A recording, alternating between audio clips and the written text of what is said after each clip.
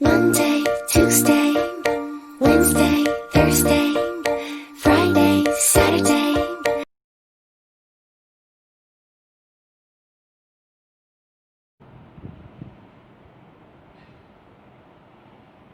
Hello students, today we are going to discuss about research, and in this presentation I am going to cover meaning, definition and characteristics of research. So আজি আমি এইটো প্ৰেজেণ্টেশ্যনত research সম্পৰ্কে ইয়াৰ meaning, definition আৰু কেৰেক্টাৰিষ্টিক্সবোৰ আলোচনা কৰিম. So let's get started. So research and its meaning.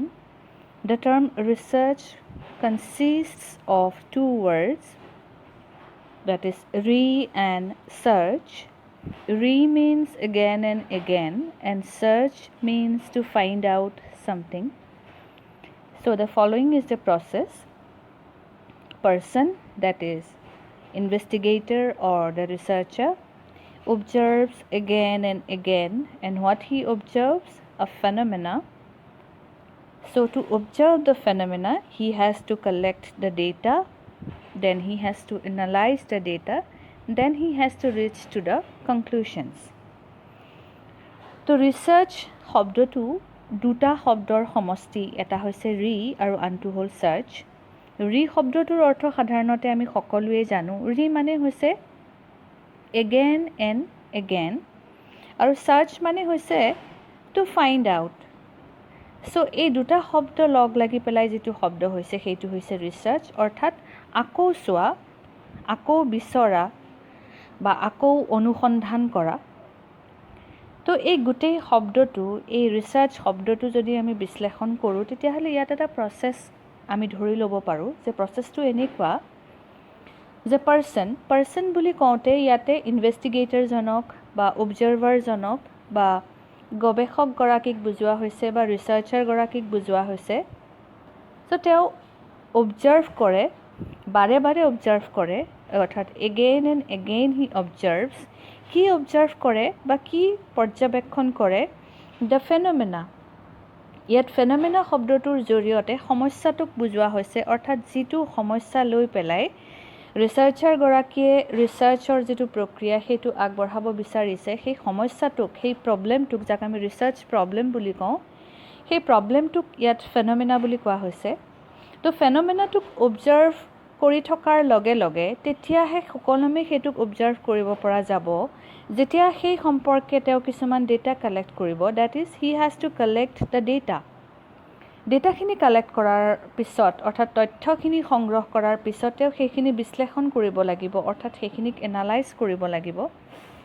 তো analyse কৰাৰ পিছত তেওঁৰ সিদ্ধান্তত উপনীত হ'ব যে তেওঁৰ যিটো সমস্যা আছিল সেই সমস্যাটোৰ কাৰণ বা সেই সমস্যাটোৰ সমাধান কি হ'ব পাৰে.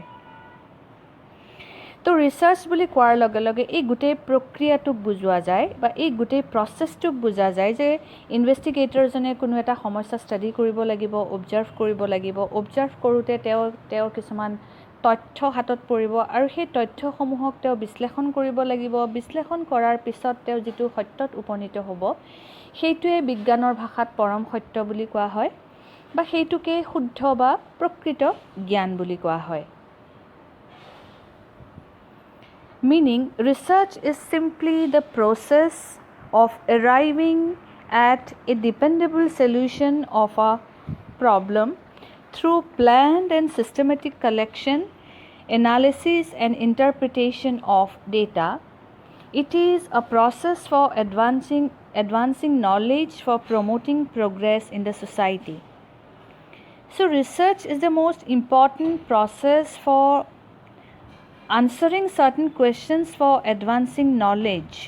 It is an inquiry with an attempt to gather fact or data with a systematic and scientific attitude.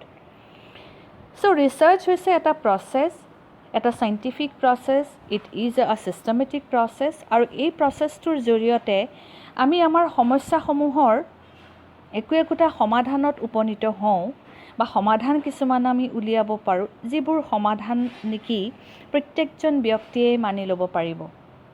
কিন্তু এই যিটো প্ৰচেছ, এই প্ৰচেছটো সম্পূৰ্ণ হওঁতে আমি ডেটা কালেক্ট কৰিব লাগিব অৰ্থাৎ এটা সিদ্ধান্তত উপনীত হোৱাৰ আগতে আমি এটা প্ৰসেছ ফলো কৰিব লাগিব আৰু সেই প্ৰসেছটো হ'ল যে ইয়াত প্লেনড আৰু সিস্টেমেটিক কালেকশ্যন থাকিব লাগিব এনালিসিস থাকিব লাগিব আৰু ইন্টাৰপ্ৰিটেশন থাকিব লাগিব কাৰ ইন্টাৰপ্ৰিটেশন থাকিব লাগিব আমাৰ তথ্যসমূহৰ বা ডেটাসমূহৰ কি থাকিব লাগিব কালেকশ্যন থাকিব লাগিব এনালিসিস থাকিব লাগিব ইন্টাৰপ্ৰিটেশন দেন কনক্লুশন তো ৰিসাৰ্চ ইজ এ প্ৰসেছ বা ৰিসাৰ্চ হৈছে এটা প্ৰসেছ যিটো প্ৰসেছত আমি প্লেনড আৰু সিস্টেমেটিক টেকনিক কিছুমান লওঁ ডেটাসমূহ কালেক্ট কৰাৰ কাৰণে এনালাইজ কৰাৰ কাৰণে ইন্টাৰপ্ৰেট কৰাৰ কাৰণে আৰু তাৰ পিছত যেটো আমি সিদ্ধান্তত উপনীত হওঁ সেই সিদ্ধান্তটো সকলোৰে কাৰণে একসেপ্টেবল হয় সেই সিদ্ধান্তটোৱে সমাজৰ প্ৰগতিৰ ক্ষেত্ৰত বা মানৱ সভ্যতাৰ প্ৰগতিৰ ক্ষেত্ৰত এক গুৰুত্বপূৰ্ণ ভূমিকা পালন কৰিব পাৰে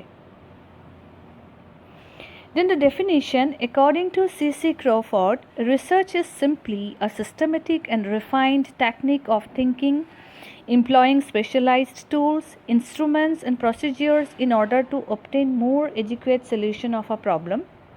ঠিক তেনেদৰে, according to V. Redman and A.V.H. Mori, research is a systematized effort to gain new knowledge. তো ইয়াতো সেই একেখিনি কথাকে কোৱা হৈছে যে research is nothing but a systematic and refined technique of thinking employing specialized tools, instruments and procedures in order to obtain more adequate solution of a problem.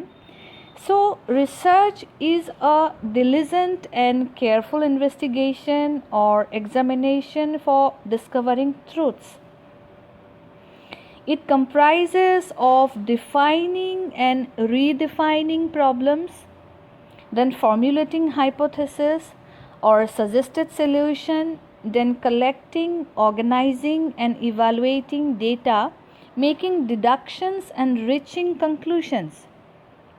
So research বুলি কোৱাৰ লগে লগে বা গৱেষণা বুলি কোৱাৰ লগে লগে এটা আমি systematic technique বুলি কওঁ আৰু য'ত টেকনিক শব্দটো থাকে সেই টেকনিক শব্দটোৰ লগত কিছুমান স্পেশালাইজড টুলছৰ কথা জড়িত হৈ থাকিব কিছুমান ইনস্ট্ৰুমেন্টছৰ কথা জড়িত হৈ থাকিব কিছুমান সিস্টেমেটাইজড প্ৰচিডিউৰৰ কথা জড়িত থাকিব তো আমি ৰিসাৰ্চটো সম্পূৰ্ণ কৰোতে ডেটা কালেক্ট কৰো এনালাইজ কৰো তো এই দুটা ঠিক তেনেদৰে অবজাৰভেশন এই তিনিটা step অবজাৰভেশন data collection and data analysis এই তিনিটা কাৰ্য সম্পাদন কৰোতে আমি বিভিন্ন ধৰণৰ ডিভাইস ব্যৱহাৰ কৰোঁ বা বিভিন্ন ধৰণৰ বিজ্ঞানসন্মত টুলছ ব্যৱহাৰ কৰোঁ বিভিন্ন ধৰণৰ ইনস্ট্ৰুমেন্টছ ব্যৱহাৰ কৰোঁ যেনেকৈ আমি ৰেকৰ্ডাৰ ব্যৱহাৰ কৰিব পাৰোঁ মোবাইল ব্যৱহাৰ কৰোঁ ঠিক তেনেদৰে ভিডিঅ' ৰেকৰ্ডাৰ ব্যৱহাৰ কৰোঁ ঠিক তেনেদৰে ডেটাখিনিক এনালাইজ কৰিবৰ কাৰণে আমি কম্পিউটাৰ ব্যৱহাৰ কৰোঁ কম্পিউটাৰাইজড বিভিন্ন ধৰণৰ আমি সফটৱেৰ ব্যৱহাৰ কৰোঁ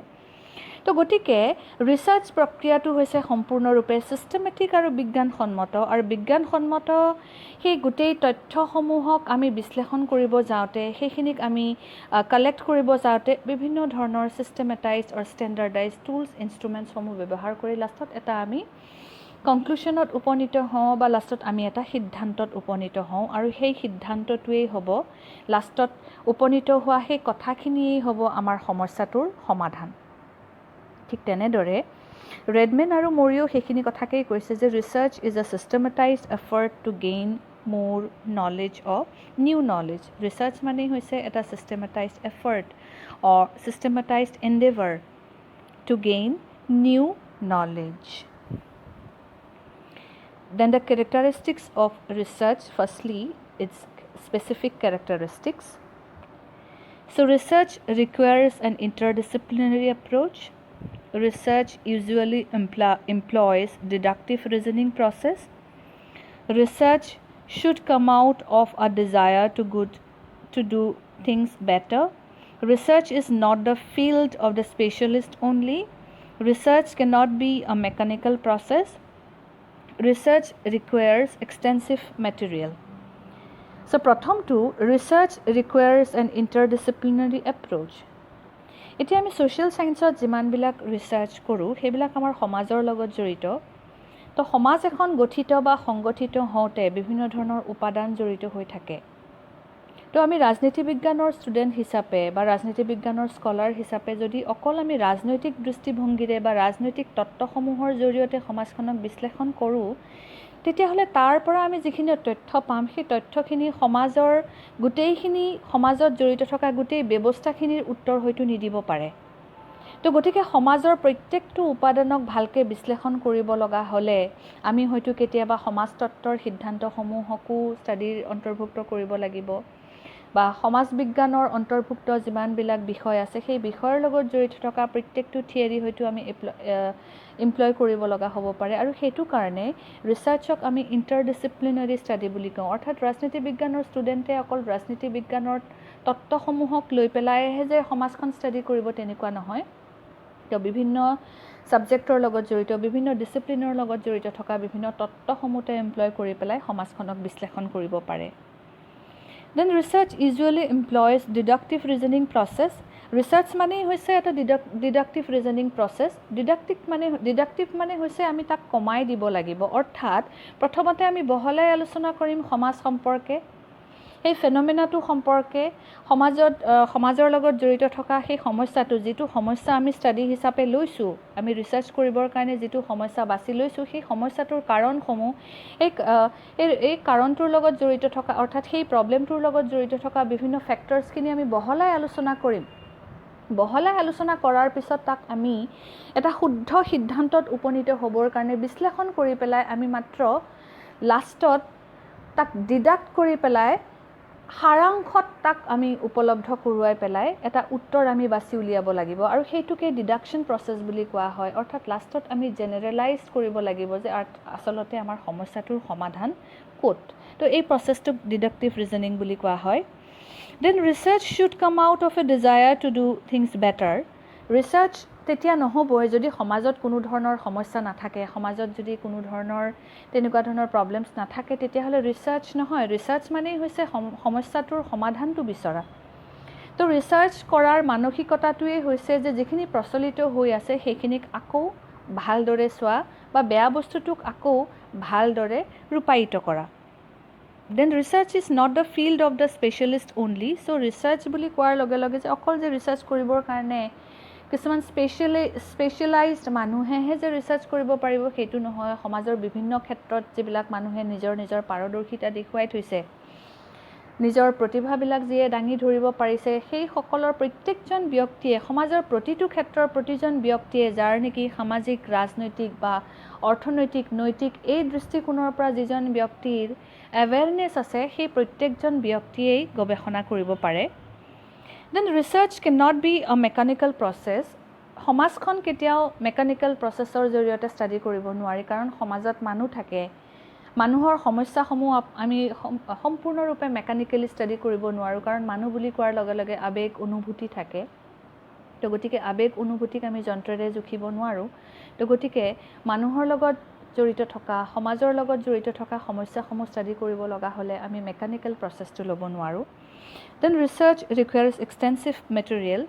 ৰিচাৰ্চটো সম্পূৰ্ণৰূপে শেষৰ পৰ্যায়লৈ লৈ যাব লগা হ'লে বা অন্তিম পৰ্যায়লৈকে লৈ যাব লগা হ'লে, কনক্লুশ্যনত উপনীত হ'ব লগা হ'লে, তো প্ৰথম ধাপৰ পৰা যেতিয়া আমি শেষৰটো ধাপলৈকে যাম, তাত বিভিন্ন ধৰণৰ মেটেৰিয়েলছৰ প্ৰয়োজন হয়।